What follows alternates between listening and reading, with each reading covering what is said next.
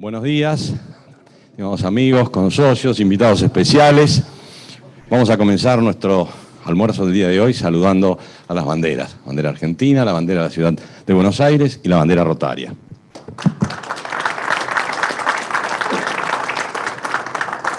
Muchas gracias, pueden tomar asiento.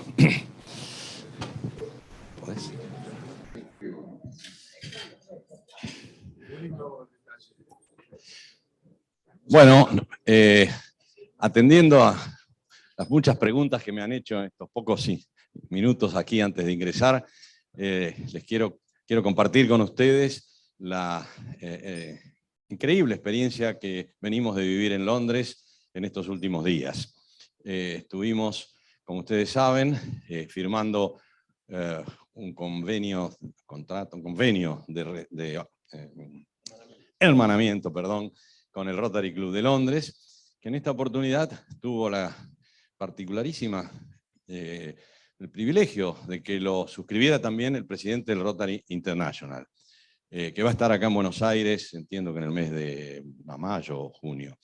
El motivo central de la visita, como ustedes ya saben, era la colocación de una ofrenda floral en el cenotafio, que recuerda a los caídos en el Teatro de Operaciones del Atlántico Sur, en Trinity Square Gardens. Allí lo hicimos, también con la presencia, por supuesto, del presidente del Rotary de Londres, el presidente del Rotary Internacional y un montón de otros socios que nos acompañaron. Después de eso, participamos del almuerzo semanal del Rotary, muy interesante, y realmente después le vamos a pedir, no sé si vino Gustavo Criscuolo, no lo veo, le habíamos pedido que hiciera un relato un poco más pormenorizado de lo que pasamos allí. Pero bueno, quisiera en primer lugar agradecer y felicitar al doctor Federico Carenzo, que ha sido el inspirador, ejecutor y gestor de esto que parecía, cuando me llamó hace más de un año, él mismo lo definió como una idea loca. Bueno, la idea loca se transformó en realidad. Así que nos acompañó Gustavo Criscuolo, como les dije, y también el hijo de Luis Bameule, que no sé si está por aquí, realmente un muchacho encantador, abogado, está trabajando hace años en Londres, participó de todas las ceremonias y de todos los agasajos. De modo entonces que realmente una experiencia increíble, de la cual estamos verdaderamente muy, muy satisfechos. De modo entonces que continuamos con nuestra organización. Le voy a pedir a Federico Carenzo que nos dirija el informe de secretaría, si te parece.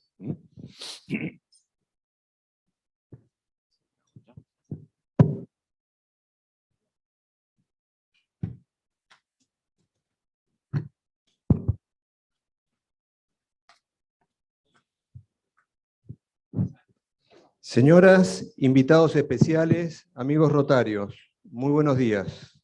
Preside la reunión bajo un formato dual del miércoles 16 de marzo de 2022 el doctor Juan Llamazares. Lo acompañamos en esta mesa cabecera. Nuestro invitado y orador de la fecha, el señor Vicente Massot, a quien le damos una muy cordial bienvenida. Nos hablará, ¿hay salida del subdesarrollo sustentable? El orador será presentado y entrevistado por la periodista Clara Mariño, quien también coordinará las preguntas que se le formulen. Acompañamos asimismo al señor presidente sentados a la mesa cabecera, los expresidentes Alberto Biule y Alejandro Marolda. También se encuentran sentados a la mesa cabecera los consocios Gustavo Criscuolo, presidente del Comité de Vinculación Interclubes, está por llegar, Rodolfo Díaz, Gabriela Starloa, Javier Sánchez de la Puente, quien asiste acompañado por el señor Geoffrey Cardoso y el comodoro Luis Puga. El próximo miércoles 23 de marzo tendremos como orador al doctor Agustín Echevarne. La disertación será transmitida en directo a través de la aplicación Zoom para que puedan apreciarla aquellos consocios que no puedan asistir en forma presencial. Avisos parroquiales. Estaba previsto que al término de mis palabras hablara Gustavo Criscuolo. Voy a intentar reemplazarlo. Simplemente quiero decir que El mérito de esta iniciativa es de nuestro club, de nuestro centenario club, donde tuvimos experiencias muy fuertes, por ejemplo, haber compartido el mantel con un oficial del submarino Conqueror. Una experiencia realmente inolvidable en los diálogos, que ya los seguiremos compartiendo uno a uno.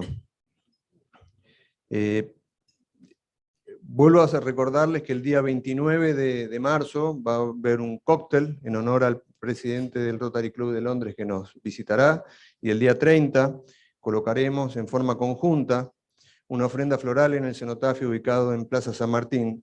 Les pido por favor a todos aquellos que quieran participar tanto del cóctel como del almuerzo, nos lo hagan saber con tiempo, porque va a haber cupos limitados a propósito de la pandemia. Al término de mis palabras, en representación del capítulo de educación, nos brindará un breve mensaje nuestro consocio Luciano Pols. Hoy nos visitan el señor Carlos Puig, invitado por nuestro expresidente, el arquitecto Marolda. A todos ustedes, muchísimas gracias por acompañarnos y sean muy bienvenidos al Rotary Club de Buenos Aires. Ahora invito, por favor, a nuestro consocio Luciano Pols, que se acerque a este estrado. Me sorprendió por la izquierda. A mí también me sorprendió la invitación. Buenos días a todos, pero más o menos sé la idea del mensaje que les voy a transmitir. Obviamente, en nuestro comité de educación, que todos saben lo que estamos haciendo dentro del club, en un primer lugar tenemos un proyecto triple C, que es computadoras, contenido, contenido y conectividad. Es un proyecto que estamos llevando adelante en 2 escuelas piloto, una en Tigre y otra en la ciudad de Buenos Aires, y justamente nuestro club lo que ha hecho es donar computadoras, también, gracias, brindar el servicio de conectividad y además darles contenido a los chicos que están estudiando y que incorporan justamente conocimientos de computación. ¿Sí? Además tenemos un programa de becas que ha crecido a lo largo de los años y que a partir de este año ha incorporado a 3 futuros estudiantes terciarios y universitarios, con lo cual vamos a requerir del apoyo de todos los socios para que ese programa de becas se siga llevando adelante y se pueda incluso ampliar con el correr de los años. En tal sentido, a través de la Secretaría se pueden justamente pedir a dónde eventualmente se depositan los aportes correspondientes para sostener ese programa de becas, y cualquier otro interés o cualquier otra pregunta que se quiera realizar, a cualquiera de los miembros del Comité de Educación, que somos 6 o 7, se nos puede consultar después del almuerzo. Por lo general nos reunimos los miércoles a las 14:30 horas con posterioridad hasta almuerzo. Así que estamos a disposición y les agradecemos a todos por la colaboración. Muchas gracias.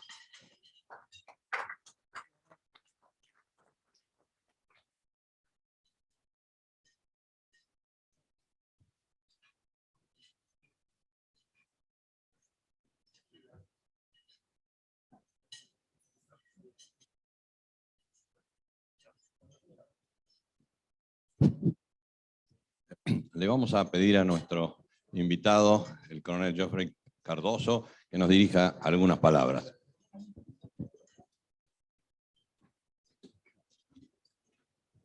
Queridos amigos, primeramente, gracias.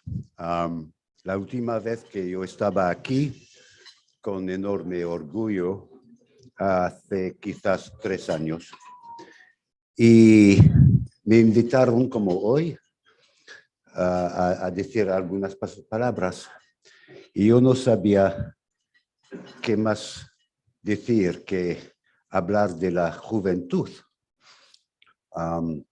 Y había también el ministro de Educación en el mismo almuerzo simpático, pero profundo. Hoy voy a hablar de niños también, y yo he entendido sus proyectos con computadoras y colegios. Estoy normalmente trabajando en París, titular presidente de una fundación enorme de chicos, 850 chicos que tienen problemas mentales, psicológicos también. Y ellos han vivido con dificultad esta pandemia. Tenían que quedarse en sus casas, no podían vernos. Nosotros también los han dado tabletes, computadores y celulares y mantenemos el contacto cada día. La semana pasada yo fui aquí con un grupo de veteranos británicos y fuimos huéspedes de los suyos, un otro grupo de veteranos argentinos. Luis Puga era uno de ellos. Pasábamos 2-3 días muy lindos, profundos, hablando de experiencias, hablando del futuro también.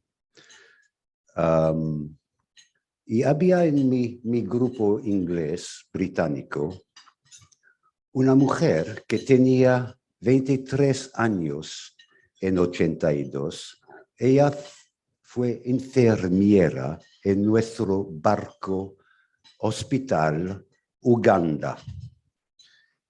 Y ella trataba heridos argentinos y ingleses. Y yo quería saber cuántos heridos argentinos y cuántos heridos británicos. Y yo he dicho, dame una idea de las cifras.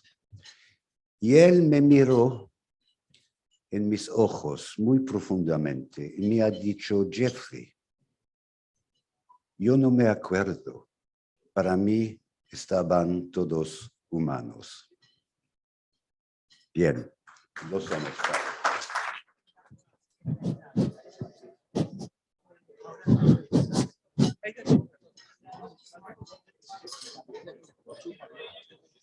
Bueno, si me permiten, vamos a interrumpir unos minutos el almuerzo pidiéndole al doctor Gustavo Criscuolo, que ha participado en todo este programa, que nos dirija algunas palabras. Omití mencionar que en todos estos encuentros participó, o en alguno de ellos, tanto el embajador argentino en Londres como el ex embajador británico aquí en Buenos Aires, el embajador Mark Kent. De modo que realmente tuvo un marco institucional y diplomático muy importante. Gustavo, te paso el... Sí.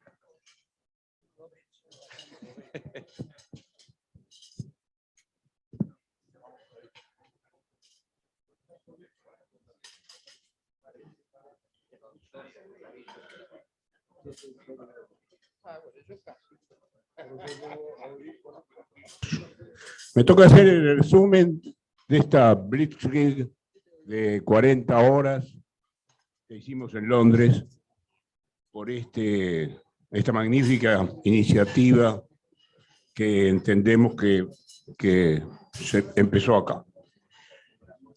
Más allá de que cada uno de nosotros tuvo temas de agenda propios antes y estuvimos un par de días más en Londres, un pantallazo de cómo está Londres, para los que no han tenido la suerte de ir después de este episodio de casi pandemia y de terrible cuarentena.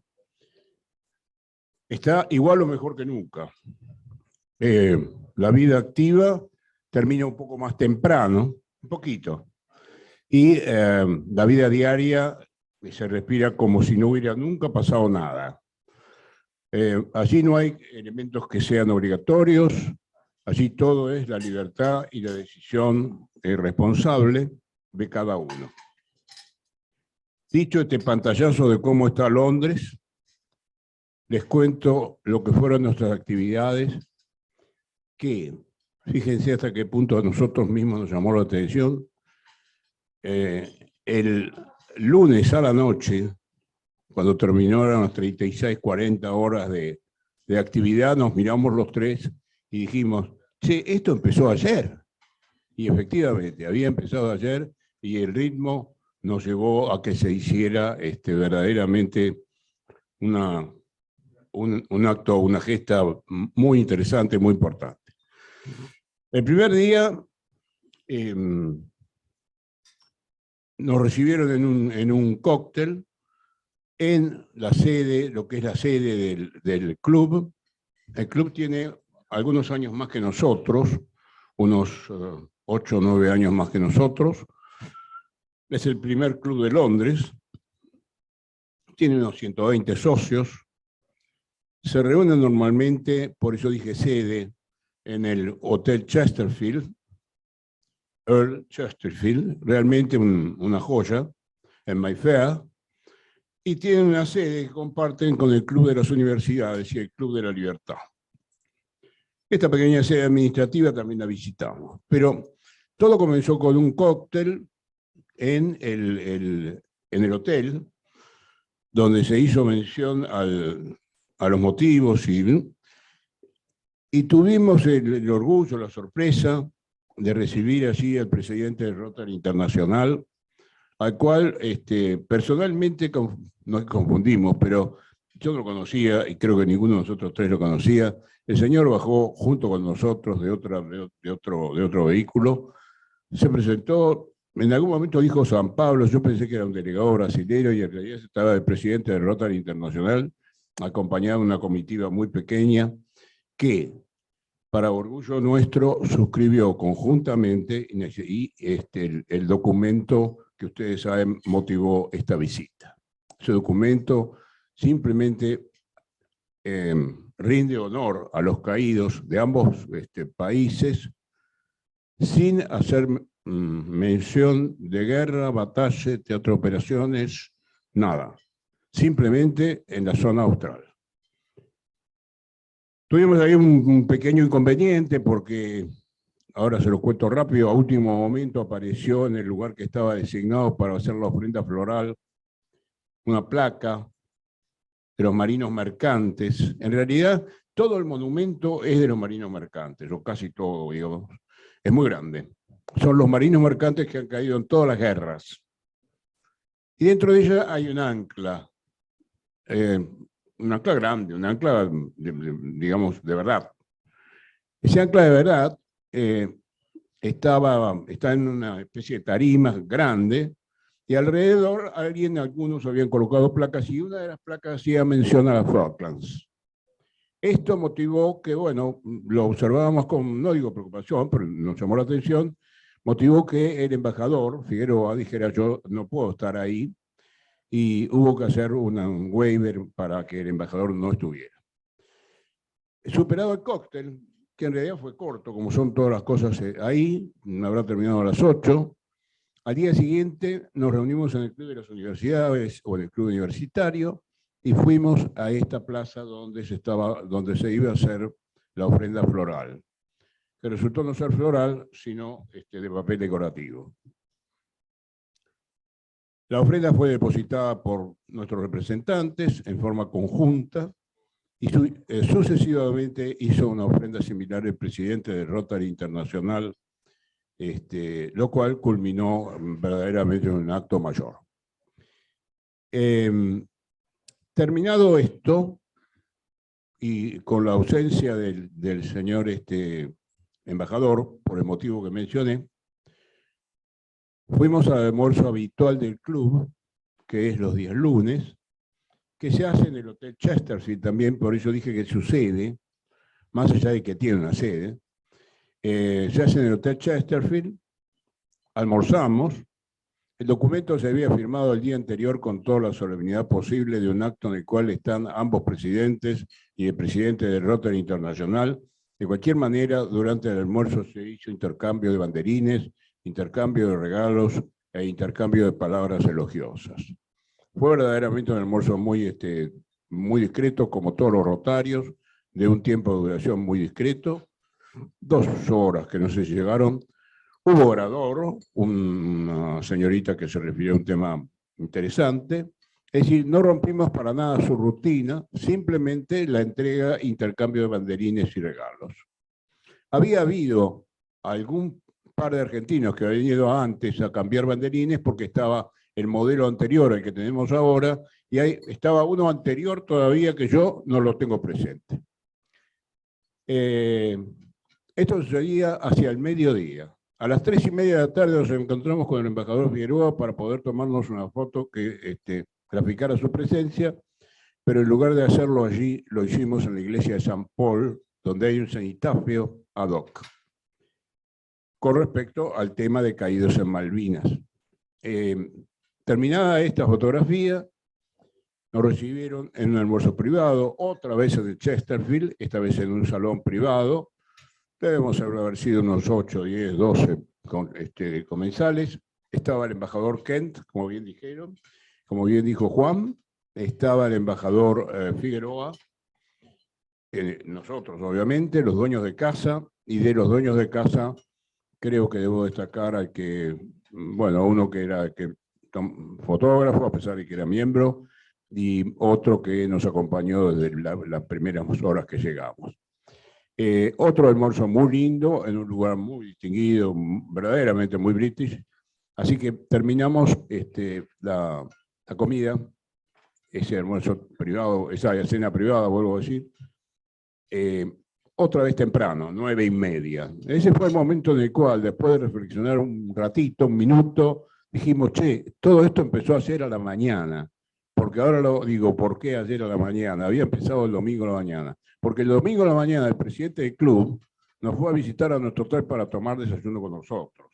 Es decir, su sencillez, su bonomía, su calidad personal, hizo que no dejara de por medio todos los protocolos y se reuniera con nosotros desde el desayuno del domingo hasta la última hora del día lunes en que culminaban y terminaban los actos oficiales.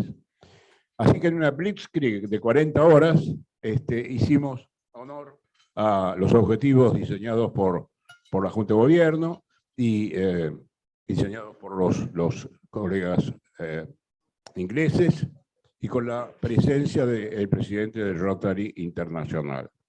Esto es todo lo que quería decirles. Gracias.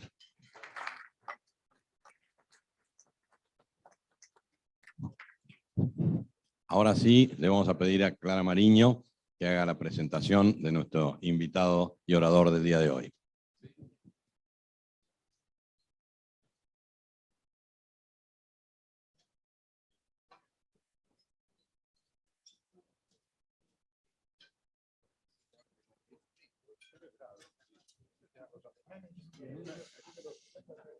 Hola, buenas tardes. Nuestro orador de hoy es el doctor Vicente Massot, doctor en Ciencia Política, miembro de número de la Academia Nacional de Ciencias Morales y Políticas, fue secretario de Defensa en 1993 y es autor de un libro realmente fundamental para entender la Argentina, que es La excepcionalidad argentina del apogeo al subdesarrollo sustentable. Doctor Massot, es un gusto escucharlo.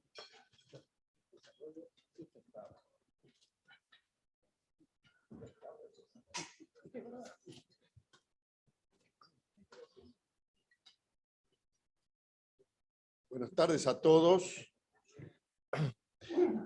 Por una razón elemental de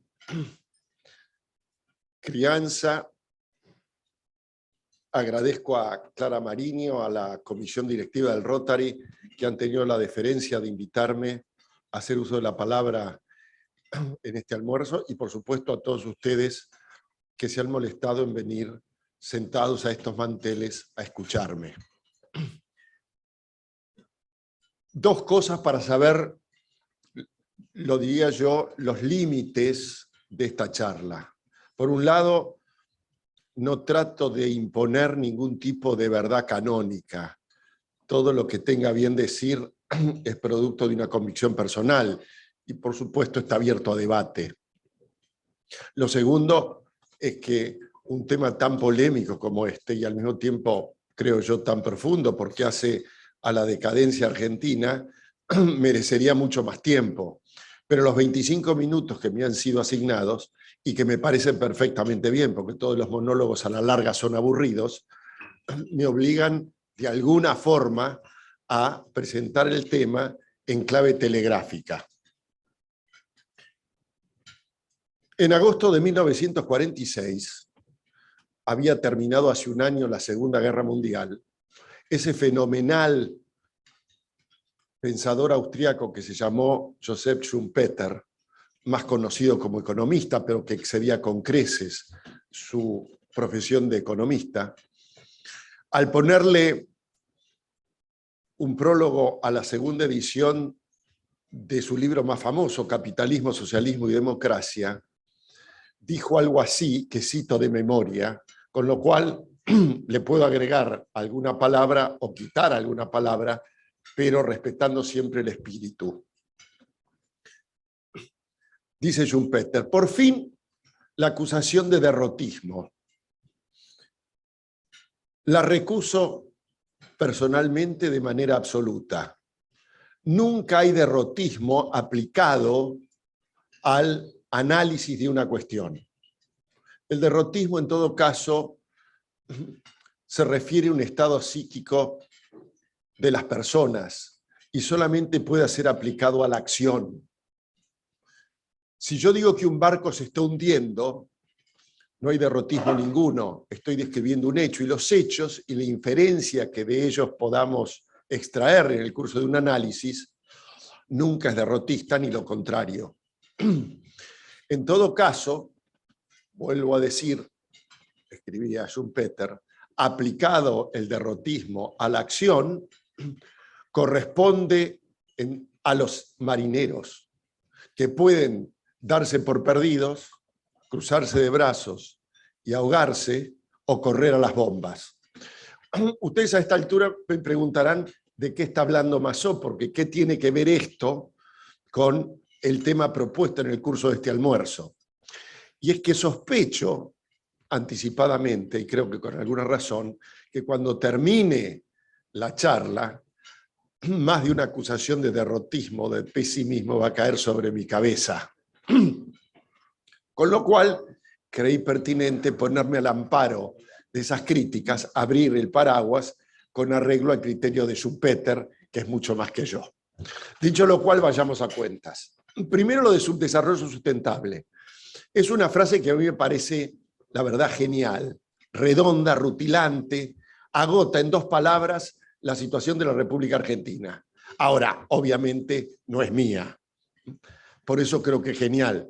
Corresponde a un economista, buen amigo, santiagueño, Castor López, a quien le escuché alguna vez hablar de el subdesarrollo sustentable de la Argentina. Y le dije, mirá, estoy por publicar un libro, préstame la frase porque lo voy a poner en la tapa, porque me parece, insisto, que refleja de manera acabada lo que estamos sufriendo, lo que vimos o lo que venimos sufriendo desde hace muchísimas décadas. ¿Por qué el subdesarrollo, contrariando todo lo que escuchamos, porque uno de ordinario con lo que se topa es con el desarrollo sustentable, o con la ecología sustentable, o con una empresa sustentable? No. ¿Por qué el subdesarrollo también puede ser sustentable? Y de hecho lo es. Me parece que hay 2 condiciones para eso. Por un lado, el hecho de que las naciones históricas, no desaparecen. Y tiene mucho que ver con la cuestión. La nación puede crecer, puede desarrollarse, puede vegetar en la historia, puede ser relevante, puede ser un actor y un protagonista en el curso de los acontecimientos, puede ser un país insignificante, pero los países no desaparecen. Punto número 1.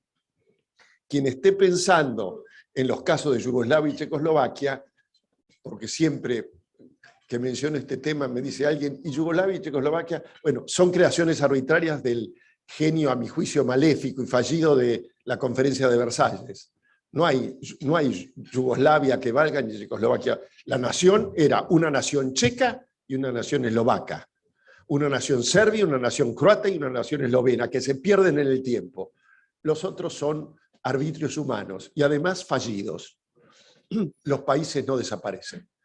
La segunda cuestión es que la decadencia nunca asemeja una explosión. Si uno pudiese asimilar la decadencia a una explosión, a un Hiroshima y Nagasaki, se daría cuenta fácilmente de la situación en la que está parada. En general, los procesos de decadencia se dan sin prisa y sin pausa, con un inconveniente, a mi juicio, maléfico, si ustedes quieren, y es que uno termina acostumbrándose a la decadencia. Metido en ese proceso, como no hay explosiones, como no hay hechos rutilantes, como es un proceso, insisto, que se esparce en el tiempo sin solución de continuidad, terminamos acostumbrándonos a ello. Esas dos condiciones hacen posible que un subdesarrollo sea sustentable. Ahora,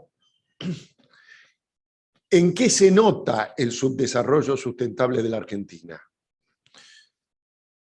Yo no voy a entrar y salir en disputas respecto de hasta cuándo fuimos desarrollados y cuándo comenzó la decadencia o el subdesarrollo, porque sería de nunca acabar, por un lado. Por otro lado, hay muchas teorías al respecto.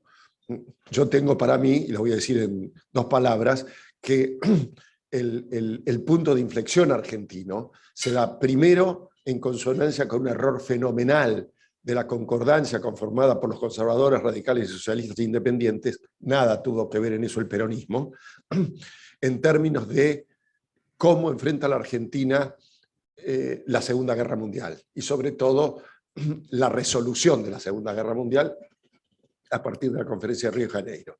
Segundo, el error mayúsculo de Perón de no entender el capitalismo, por un lado, y la situación extraordinaria que tenía la Argentina en la medida en que completase el ciclo industrial que había comenzado y en donde había tenido mucho éxito, dicho sea de paso. Pero bueno, eso es harina otra costal. Hay muchas teorías al respecto. La Argentina, considerada por cualquier variable que se tomase en 1940, fuera de que no era una potencia militar y que no estaba en términos de las tecnologías de punta entre las primeras naciones del mundo, era una de las primeras 10 naciones del mundo. No solamente desde el punto de vista del PBI per cápita, de la inserción del comercio mundial, sino en términos culturales, educacionales, sanitarios, etcétera, etcétera. Ahí están los números. Realmente cualquiera puede encontrarlos.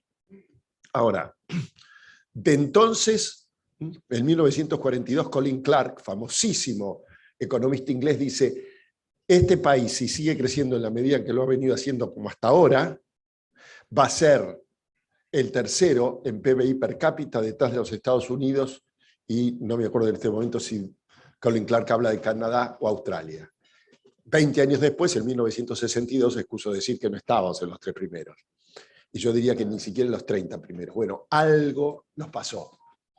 También es largo de explicar. Pero dije en clave telegráfica, ¿por qué creo yo que estamos en el subdesarrollo sustentable? Punto número 1. La teoría o la definición de Einstein de locura. Hacer siempre lo mismo y suponer que los resultados van a ser distintos. Yo sé que esto significaría o podría parecer injusto en la medida en que, si uno piensa que el subdesarrollo sustentable en la Argentina, al menos para mí, existe de hace 40 o 50 años, pensar que todos los gobiernos fuesen iguales en términos de sus deméritos. No, no es así. Por supuesto que no todos fueron iguales. Lo que sucede es que ninguno logró sacar a la Argentina de ese proceso de subdesarrollo sustentable. Y en buena medida eso es cierto, porque todos o hicieron lo mismo o no hicieron lo que tenían que hacer. Y todos, sin embargo, pensaron que los resultados iban a ser diferentes. El único ejemplo, imperfecto por supuesto, y fallido, que yo sacaría de todos los demás, es el intento, y no me quiero meter en disputas que también no tienen sentido en el curso de esta charla, el intento que hizo a partir del segundo o tercer año de gobierno, no recuerdo, Carlos Menem, porque entendió algunas cosas que todos los demás no habían entendido. Con la particularidad, y de ahí su fracaso, que el que había cambiado era Menem, pero el peronismo no había cambiado, la sociedad argentina no había cambiado. Bastó que terminase su mandato para volver a lo mismo. Pero fuera de eso, primer dato, hacemos siempre lo mismo y suponemos que los resultados, o nos sorprendemos con los resultados, son diferentes, son iguales. Obviamente que tenía que ser iguales porque el patrón de la aplicación de las políticas públicas es igual. Segundo, nos agraviamos de esos resultados, siendo que son lógicos. Tercero, hemos sido incapaces de, no digo prevenirnos, pero anticiparnos a las grandes crisis que sufrimos. Dicho de otra manera, así como hablé de Schumpeter y tomé la definición de Einstein, y esto no es por una aplicación culturosa, por Dios, hay un autor que si yo estuviese aquí en una isla y me dijesen, llévese 10 libros, 2 o 3 son de un libanés que se llama Nicolás Taleb, y que escribió El Cisne Negro. Ahora, el cisne negro, lo que dice Taleb, el cisne negro, hoy está de moda decir cualquier cosa es un cisne negro. No, no es cualquier cosa. Lo que dice Taleb es que el cisne negro es un hecho imposible de predecir y que tiene consecuencias tremendas. Ahora, claro, después los seres humanos damos la explicación de por qué sucedió, pero en realidad era imprevisible. Pero las crisis argentinas, las grandes crisis argentinas, digamos, desde la hiperinflación de Alfonsín a la fecha, en realidad, quizás no con precisión de centavo, no con pelos y señales, eran predecibles. Se veían venir. Insisto, quizás no sabíamos la dimensión. De la misma manera, escucho decir que estamos delante de una crisis que se nos viene encima en 1 año o 2 años, seguro. Es decir, ya estamos. Yo digo siempre, hay crisis silentes y crisis explosivas. En el 2001 tuvimos una crisis explosiva. Hoy es una crisis silente.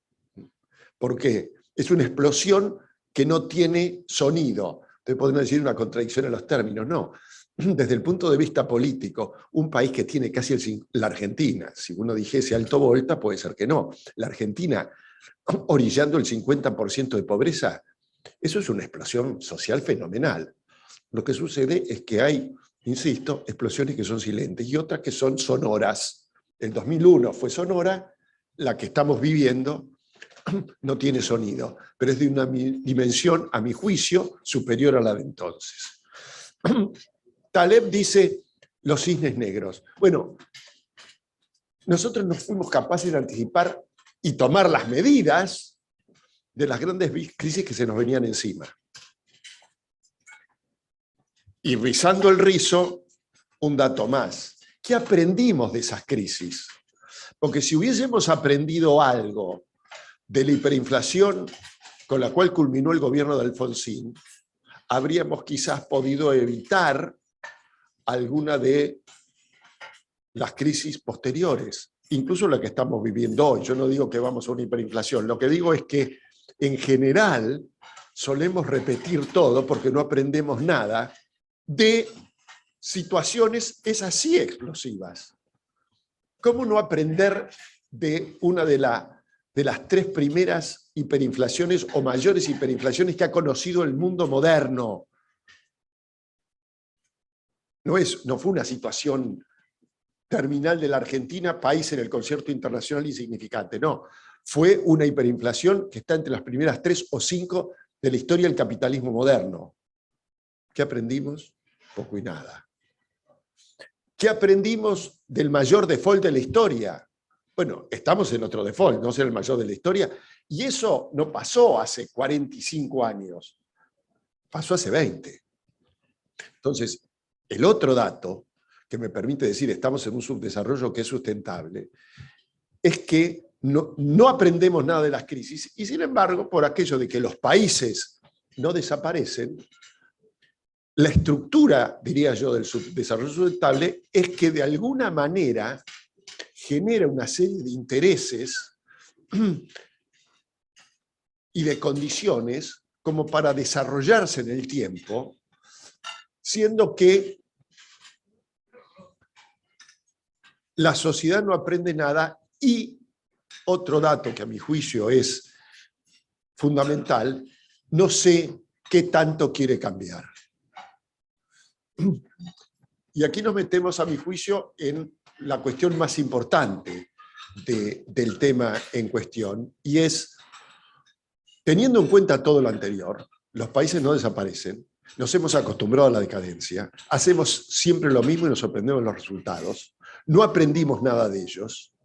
Uno llega a la conclusión y dice, bueno, conocemos todo el listado de políticas públicas que nunca se han podido poner en ejecución, o muy pocas veces lo han hecho, y de manera imperfecta y parcial, como para salir del subdesarrollo. Alguien podría decirme, bueno, si logramos mejorar la productividad y cambiamos las leyes previsionales y modificamos la ley de coparticipación federal y si evitamos que las provincias facturen con bolsillo de payaso, y si podemos cambiar las leyes, todo eso es muy bien, lo conocemos.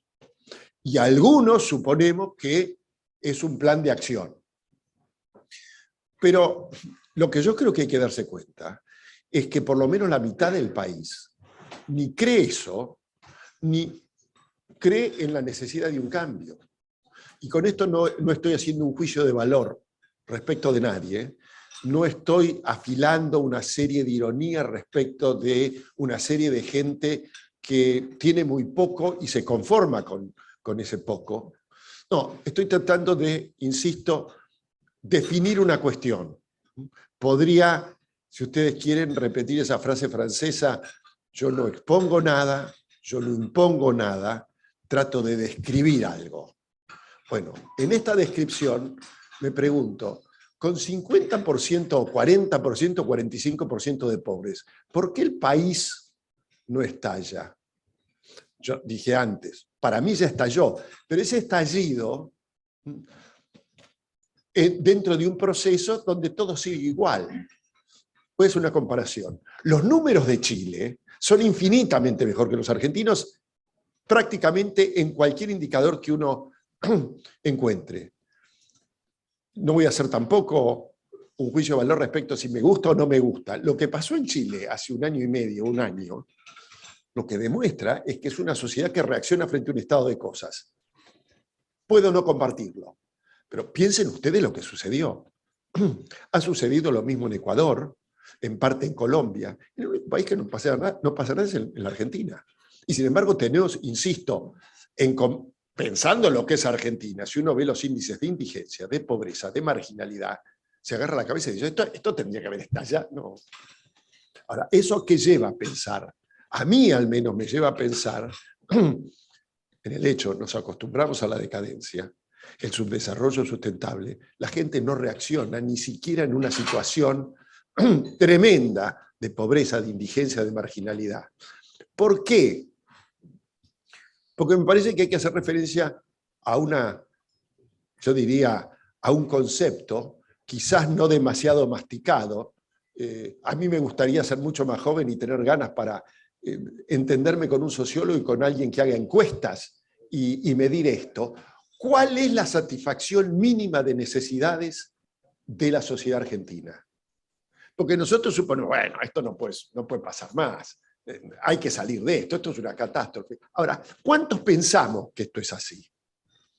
Y yo me temo que muchísima gente, o mucha gente, o alguna minoría importante, excusa decir que el 49% de un país es una minoría. Y el 49,1% también es una minoría. Ahora, es una minoría extraordinariamente importante. Entonces, ¿cuál es la satisfacción mínima de necesidades de alguien que recibe un plan? Y que además tiene por ahí 5 hijos y por el plan hijo, por el plan padre, por el plan trabajar. No me estoy burlando. Estoy diciendo, hace a fin de mes una cantidad de pesos que le conviene, que satisface sus necesidades. ¿Cuáles son las necesidades mínimas? Porque alguien tendría que explicar, y yo creo que hay dos explicaciones, o quizás las dos sean pertinentes, ¿por qué tenemos la situación que tenemos? O es por una mansedumbre fenomenal de nuestra sociedad, o es porque hay una cantidad de gente muy grande que está satisfecha. Entonces, la verdad es que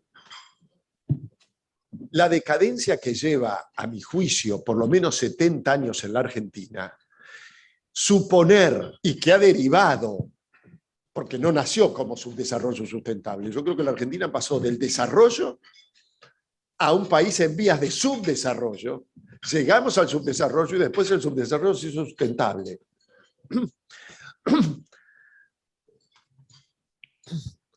A lo que apunto, y voy terminando, es la posibilidad de desandar una decadencia de 70 años y un desarrollo que se ha transformado en sustentable de 30, 40 o 50 años, es imposible pensar que lo vamos a hacer en el corto plazo de un país. Y el corto plazo de un país no es el corto plazo de una persona, no son asimilables, no son comparables. Para nosotros el corto plazo pueden ser 3, 5 años, en un país es mucho más. ¿Por qué? Porque no desaparecen. Entonces, por un lado, imaginar que vamos a desandar este camino, yo creo que es soñar despierto.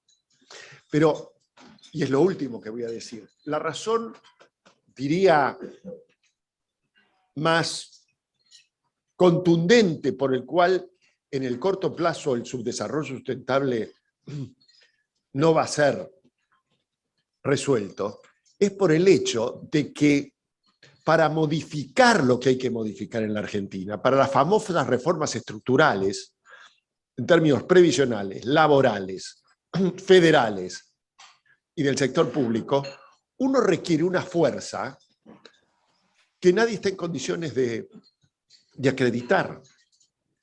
El atajo militar terminó lo que terminó, un desastre. Y en democracia, y no hay alternativas a la democracia, y está bien que sea así, la verdad es como yo, un país quebrado por una grieta, pero la grieta venía antes del kirchnerismo, porque la idea de que había que modificar la estructura de la Argentina en los términos que dije, es algo que no está, no hay unanimidad ni mucho menos, no hay ni siquiera mayorías para eso. Entonces, ¿cómo modifico yo los intereses creados, gestados en ese subdesarrollo sustentable, y las reformas que obviamente pisan callos, vulneran intereses, modifican conductas? ¿Cómo lo hago con la fuerza que requiere en el Senado, en diputados, en la estructura judicial, el mejor o el más claro o el más pristino de los poderes ejecutivos? Dificilísimo.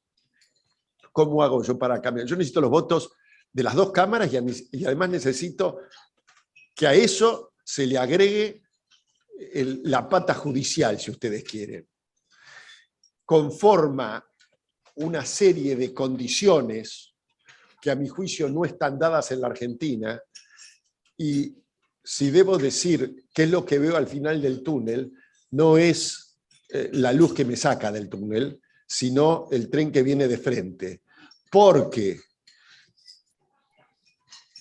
el acuerdo con el fondo, y aquí sí termino, lo que hace es postergar los males argentinos, corregidos y aumentados a 2 años. No digo que estos 2 años van a ser moco de pago, ni mucho menos. Van a ser dificilísimos. Pero terminado esto, va a suceder algo que me parece que ya estaba claro cuando terminamos el acuerdo con los bonistas. Ustedes se acuerdan del acuerdo con los bonistas, parecía que se acababa el mundo, arreglamos, parecía el tachín tachín. Veamos lo que sucedió, el precio de los bonos. Supongo que con el Fondo Monetario va a ser lo mismo. No vamos a cumplir nada. El fondo, por razones, digamos, de concesión política, va a ser la vista gorda. Y el próximo gobierno va a tener un problema corregido, aumentado de órdago. En última instancia, hay un proceso de desarrollo sustentable que se desarrolla o se desenvuelve en el tiempo, que ha echado raíces, que ha generado intereses, que hay mucha gente que está conforme porque no se da cuenta. Yo no creo que nadie sea tan burro como para decir, mira, estoy en medio del desarrollo sustentable y quiero seguir. No, pero en la medida en que no le vaya tan mal o que sus necesidades estén satisfechas, ese subdesarrollo tiene todas las razones para seguir existiendo por muchos años más. Discúlpenme si he sido derrotista o pesimista. Es mi visión de las cosas, no es la única, está abierto a debate. Muchas gracias. Doctor Massot, muchísimas gracias. La primera pregunta que tenía casi me la respondió, pero estoy obligada a hacérsela de todas maneras. ¿Qué posibilidades políticas usted ve de remover las causas del subdesarrollo en la Argentina? ¿Las hay o no las hay? Uno de mis maestros políticos, por supuesto, no lo conocí por las lecturas, el francés Morras, decía, en política toda desesperanza es un suicidio.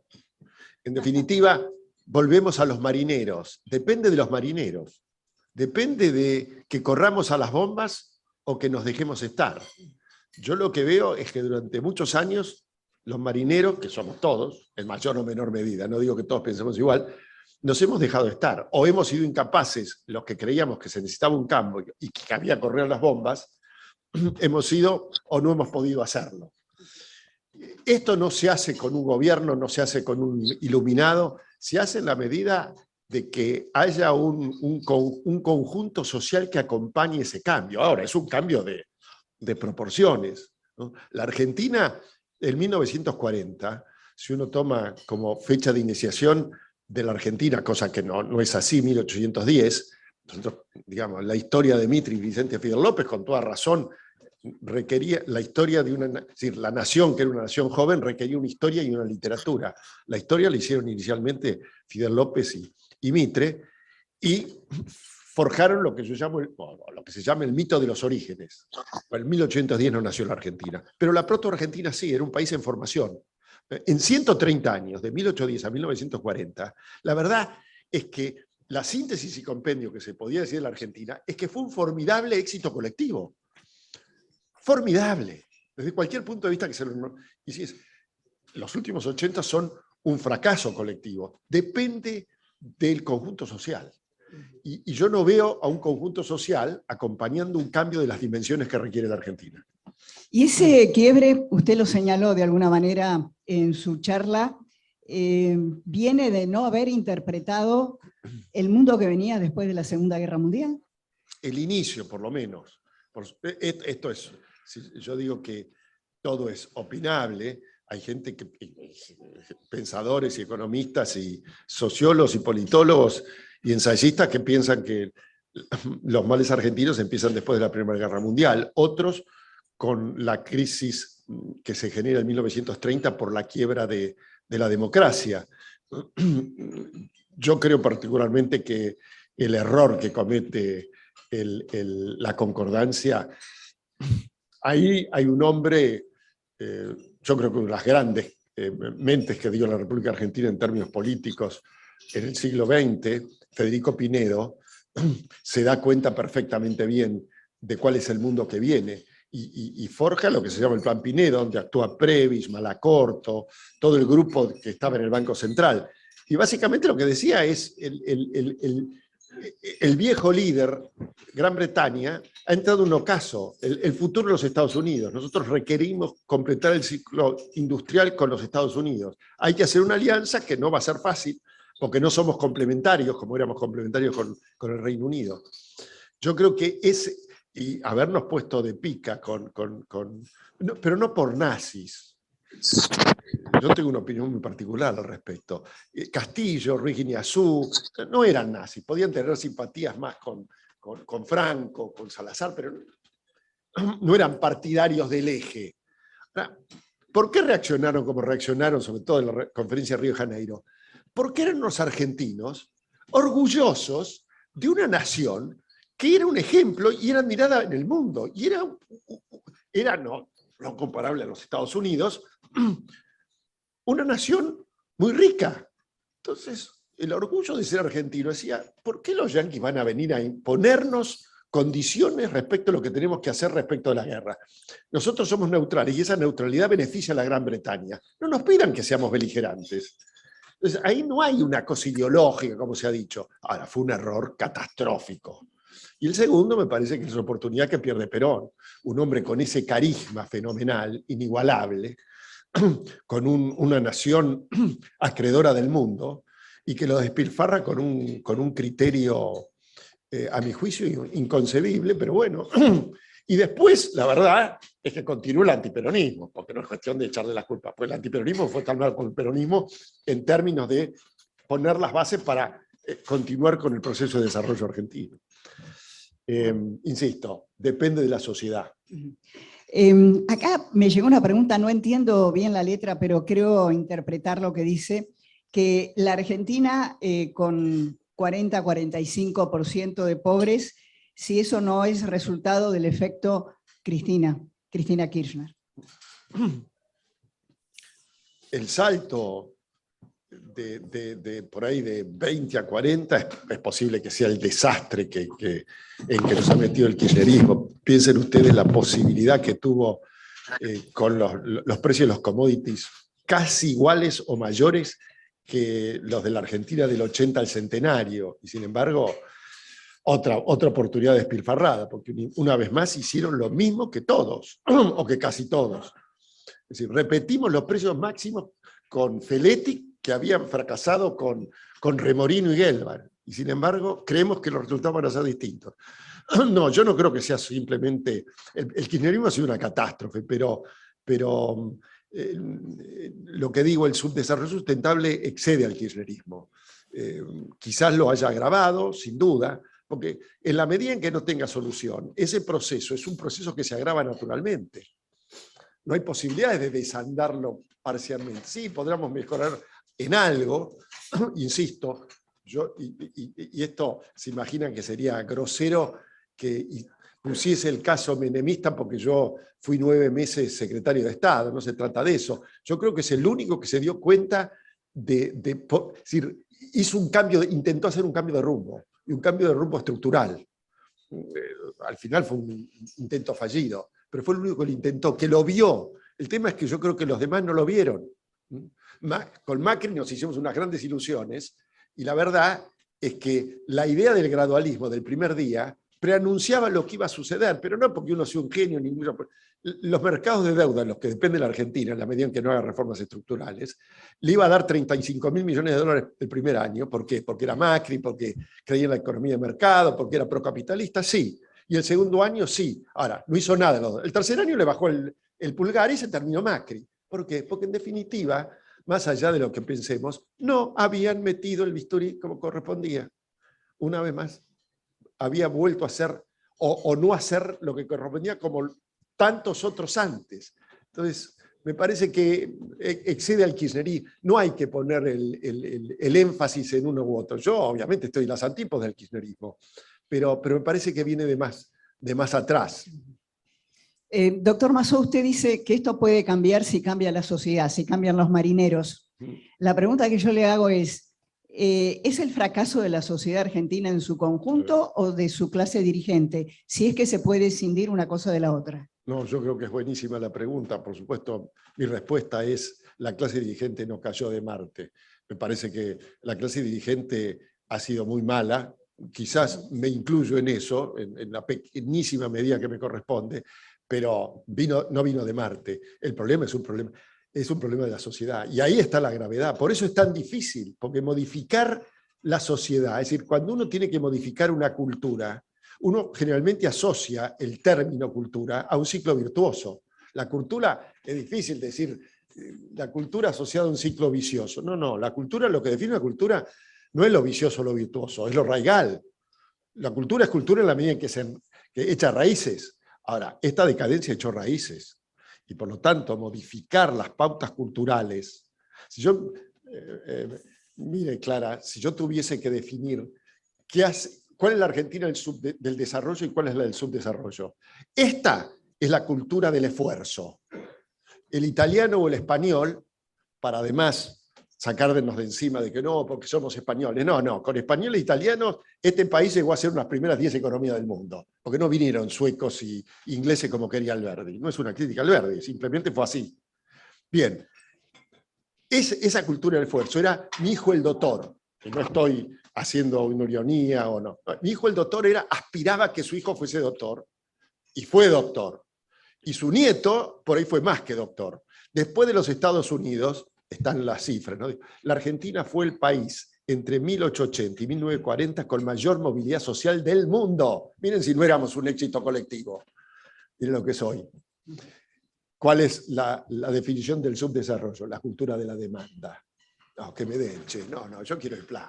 O yo quiero, y yo quiero la prebenda, porque el capitalismo prebendario también forma parte de esto, ¿no? Entonces, tiene que cambiar una parte significativa, no digo que toda, pero una parte significativa. Tenemos que tener un poder hegemónico en la sociedad que requiere un cambio.